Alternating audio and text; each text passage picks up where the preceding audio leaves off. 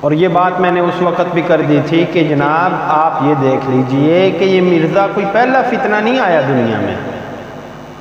اس سے پہلے بڑے بڑے فتنے اسی پاکستان کے اندر اسی نوعیت کا ایک فتنہ آیا تھا، غلام احمد پرویز کا فتنہ۔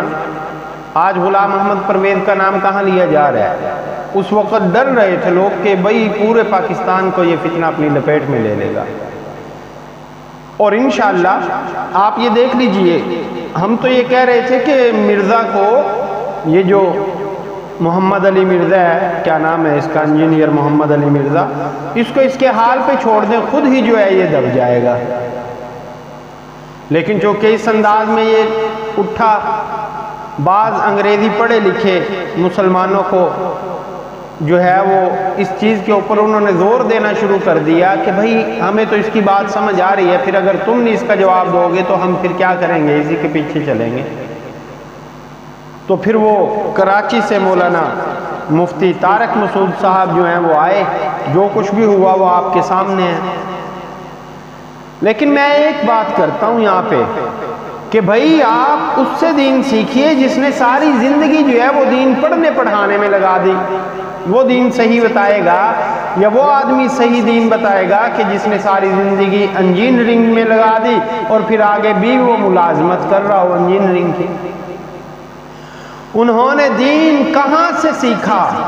بھلا جا جا کے مکتب میں پوچھ لیجئے، انہوں نے دین کہاں سے سیکھا؟ بھلا جا جا کے مکتب میں، پلے کالج کے چکر میں، مرے صاحب کے دفتر میں۔ بھائی ان ملازموں اور نوکروں سے کیا بھلائی کی توقع ہوگی؟ اور یہ بات بالکل واضح ہے، جو دین کا نوکر ہوگا، جو سرکار کا نوکر ہوگا، جس نے اپنی زندگی کو رسول اللہ صلی اللہ علیہ وسلم کے لائے ہوئے دین کے لیے وقف کر دیا ہوگا، بتائیے کہ دین اس سے سیکھنا چاہیے یا اس ملازم سے سیکھنا چاہیے کہ جس کی زندگی جو ہے وہ کالجوں کے چکر میں کٹ گئی اور پھر جو ہے وہ صاحب کے دفتر کے چکروں میں کٹ رہی ہے؟ اس سے دین سیکھیں گے آپ؟ تعجب کی بات ہے کہ آپ جب، معاملہ عجیب ہے کہ آپ جب